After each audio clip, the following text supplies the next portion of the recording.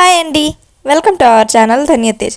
మనమైతే ఈరోజు సింపుల్గా టేస్టీగా స్వీట్ డెజర్ట్ని తయారు చేసేద్దాం. దీనికోసం ఒక కడాయి పెట్టి 3/4 కప్ షుగర్ వేసి 1 టేబుల్ స్పూన్ నీళ్ళు వేసి బాగా క్యారమెల్ లాగా అయ్యేంత వరకు కలుపుకోవాలి.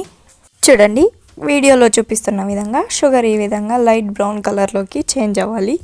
ఈ టైంలో మనం ముందుగా రెడీ చేసిన బౌల్లోకి ఈ క్యారమెల్ని వేసి మొత్తం స్ప్రెడ్ చేసుకోవాలి.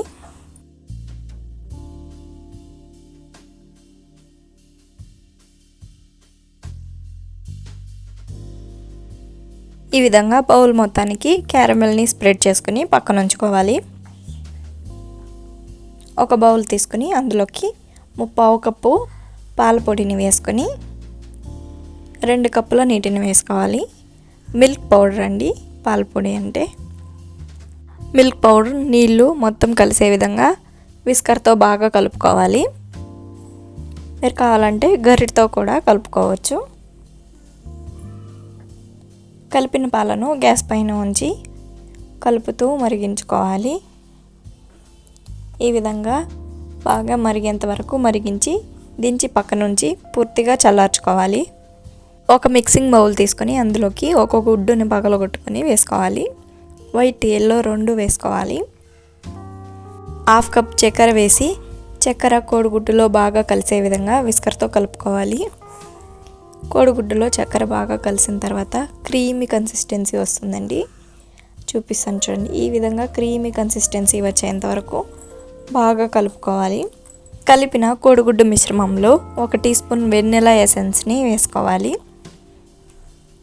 వెనిలా ఎసెన్స్ లేకపోతే ఇలాచీని దంచుకొని వేసుకోండి. మనం ముందుగా కాచి చల్లార్చిన పాలను వేసుకొని విస్కర్తో మొత్తం కలిసే విధంగా కలుపుకోవాలి.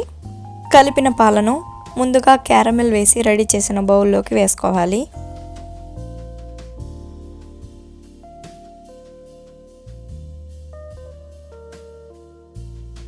కడాయి పెట్టి కడాయిలో నీటిని వేసి మూతతో క్లోజ్ చేసి 10 నిమిషాల పాటు ప్రీహీట్ చేసుకోవాలి.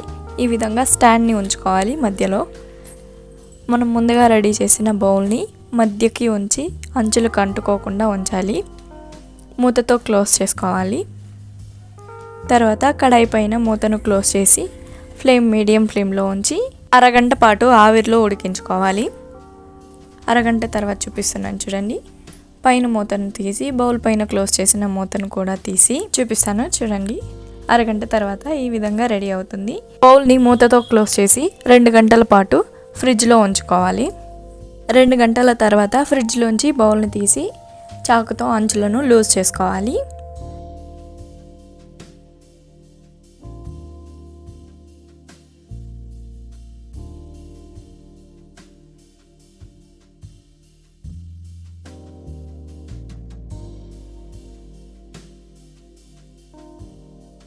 ఏదైనా ఒక ప్లేట్ని తీసుకొని బౌల్ని ప్లేట్లోకి టర్న్ చేసుకోవాలి. మన స్వీట్ డెజర్ట్ అయితే ప్లేట్లోకి టర్న్ అవుట్ అవుతుంది. చూడండి, చాలా క్రీమీగా, టేస్టీగా, సాఫ్ట్గా చాలా బాగుంటుంది. మీరు కూడా ట్రై చేసేయండి. 4 ఇంగ్రీడియంట్స్ ఉంటే చాలు, ఈ స్వీట్ రెడీ అయిపోతుంది.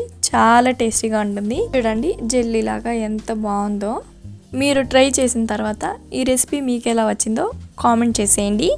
మీకు ఈ వీడియో నచ్చితే లైక్ చేసి సబ్స్క్రైబ్ చేసేయండి. స్వీట్ డెజర్ట్స్ ఎక్కువ ఇష్టపడే మీ ఫ్రెండ్స్ అండ్ ఫ్యామిలీకి ఈ వీడియోని షేర్ చేసేయండి. Thank you for watching.